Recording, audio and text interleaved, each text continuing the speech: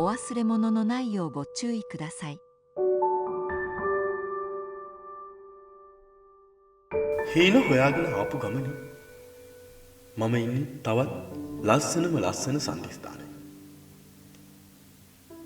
ජීවිතේ පිටුවෙන් පිටුව ලස්සනට ලියවෙනකොට හිතට දැනෙන පුදුමාකාර හැඟීමක්.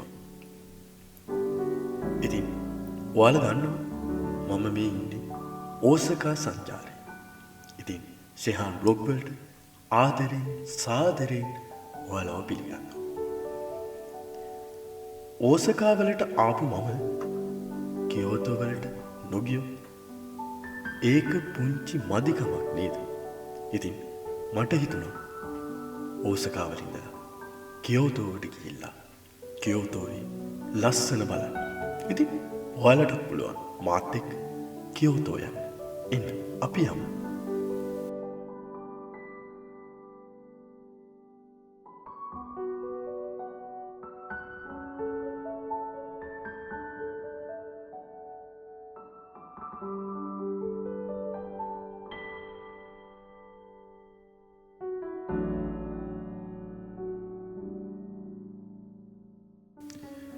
කියෝතෝ යනු ජපාන් රටේ කන්සායි කලාපයේ පිහිටා ඇති ඉතා ඉතිහාසමය වටිනාකමක් සහිත නගරයකි.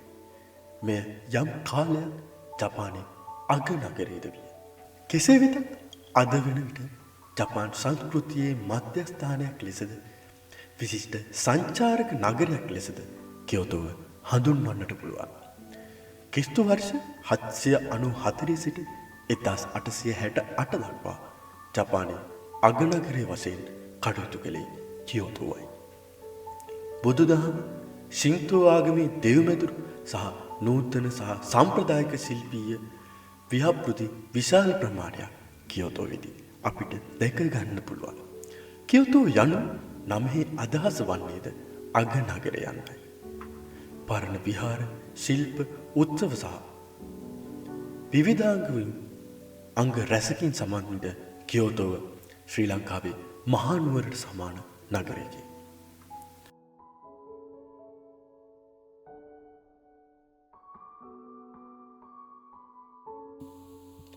මම මේ යන්නේ කියෝතෝ ස්ටේෂන් එකේ උඩු මහලට. ඉතින් කියෝතෝ ස්ටේෂන් එකේ උඩු මහලට හරි අපූර්වට කියෝතෝ ටවර් එක බලා ගන්න පුළුවන්. ඉතින් අපි ගිහින් බලමු මොන තරම් ලස්සනද කියලා. එතනට ගිහිල්ලා ඒකේ විස්තර මම කියන්නම්.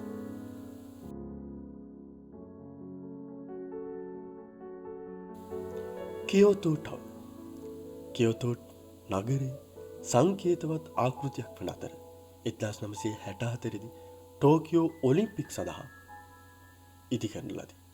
මේ උස මීටර් 131ක් වන අතර කියෝතෝ ස්ටේෂන් එකේ ඉදිරියේ කරසුමා පැත්තේ පිහිටා ඇති මෙය ඉතාමත් අලංකෘත ඉදිකිරීමක් වේ. නිරීක්ෂණ මණ්ඩපයේ මීටර් 100ක් ඉහළින් පිහිටීම විශේෂත්වයක් වන අතර එහිදී මුළු කියෝතෝ නගරයම හරි අපූර්වට අපිට දැක ගන්න පුළුවන්. කියෝතෝ ටවර් බිල්ඩින් නමින් හැඳින්වෙන බිම්මට්ටමේ ගොඩනැගිල්ලේ වාණිජ ව්‍යාපාර සහ හෝටල් සාප්පු සංකීර්ණ ඒ විතරක් නෙමෙයි සංචාරක තොරතුරු මධ්‍යස්ථානයක් පවා පිහිටා තිබෙනවා. රාත්‍රී කාලයේදී විශේෂ ආලෝකයෙන් එළිමහන් වන කියෝතෝ ටවර් කියෝතෝ නගරයේ නවීනත්වය හා සංචාරක ආකර්ෂණය දිනා ගැනීමට සමත් වී තිබෙනවා.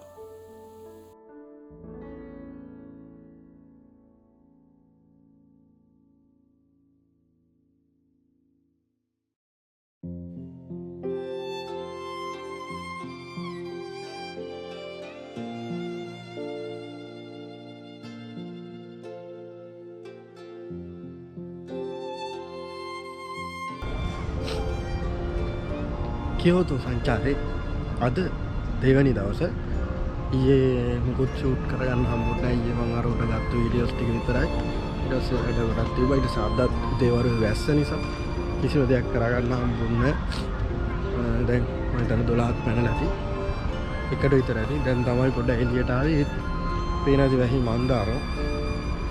ඕසකා ඉඳලා මම කියෝතෝ වලට ආවා. මේ ඇවිල්ලා ඉන්නේ. ඒක හරි ලස්සනයි. කඳුනාගිනා වගේ බිල්ඩින් නගින. අපි ගිහින් බලමු.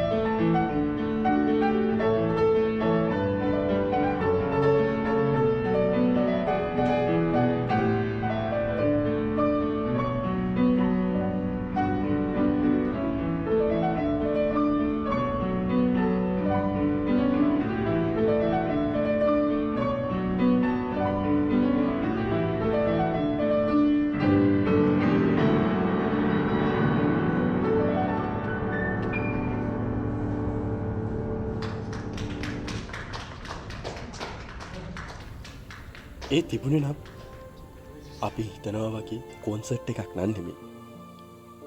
ගොඩක් අය දන්නවා ජපානයේ ජීවත් වෙන ගොඩක් අය දන්නවා ජපානයේ බොහෝ දුම්රිය ස්ථානවල නිදහස් පියානෝ ස්ථාපනය කරලා තියෙනවා. ඉතින් අපිටත් කැමති නම් ටික වෙලාවක් මේක ප්ලේ කරන්න පුළුවන්.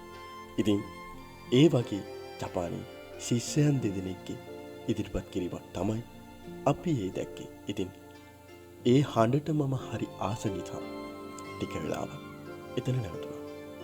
මේ ආයෙත් යන්නේ කියෝතෝ ස්ටේෂන් එකේ උසම තැනට. යන ගමන් කියන්නම් කියෝතෝ ස්ටේෂන් එකේ කතාව.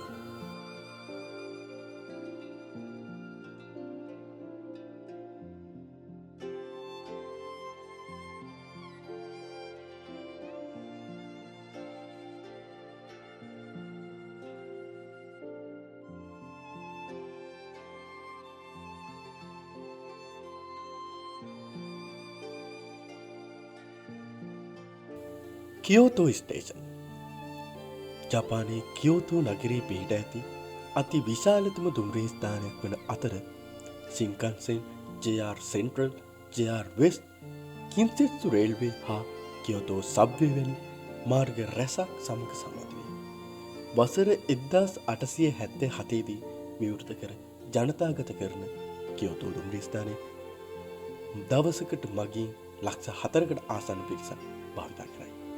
මෙය ජපානයේ දෙවැනිතම විශාලතම දුම්රිය ස්ථානය වන අතර මහල් 15කින් යුත් ගොඩනැගිල්ලේ අති සුපකබෝගී ආපනශාලා, සිනමාශාලා, හෝටල් සහ නගරාධිකාරී කාර්යාලයක් පවා අඩංගු වේ. දුම්රිය ස්ථානයේ කරසුමා උතුර සහ හචිජෝ දකුණ යන ප්‍රධාන පිවිසුම් මාර්ග දෙකකින් යුත් වේ. කියෝතෝ දුම්රිය ස්ථානයේ සින්කන්සෙන් සඳහා වෙන් කළ උසස් මට්ටමේ වේදිකා JR Kyoto line, Biwako line, Kosei line, Nara line, Sagano line හා කන්සයි එයාපෝට් ලයින් වැනි බොහෝ මාර්ග සඳහා වන වේදිකා සහ අන්ඩර්ග්‍රවුන්ඩ් ෂොපින් මෝල් හා සබ්වේ ස්ටේෂන් සම්බන්ධ කරන භූගත මාර්ග පවා ඇතුළත් වේ. කියෝතෝ නගරයේ තොජි විහාරය, කියෝතෝ ඇක්වේරියම් හා කියෝතෝ රේල්වේ මියුසියම් වැනි ප්‍රසිද්ධ ස්ථානවලට ප්‍රවේශය සඳහා ඉතාම පහසු ස්ථානයක් ඇති කරන කියෝතෝ ස්ටේෂන් එක සංචාරකයන්ගේ සහ දේශීය ජනතාව අතර ප්‍රසිද්ධ ස්ථානයක් ලෙස සැලකේ.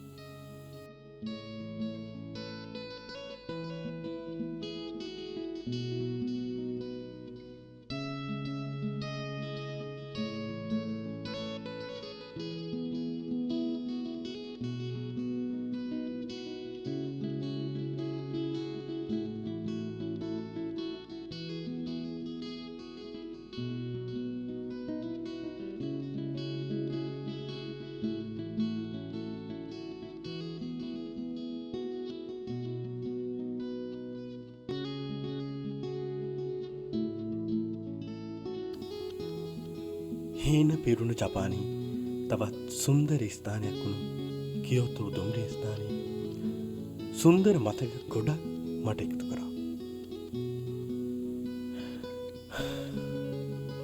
ඉතින් වෙලාව ටිකෙන් ටික ගෙවි යන නිසා තවත් අපූර්ව තැනකට ඔයාලත් එක්ක යන්න ඕන නිසා චූටි දුකක් එක්ක කියෝතෝ දුම්රිය ස්ථානයට මම මෙහෙම සමුදුන්නා.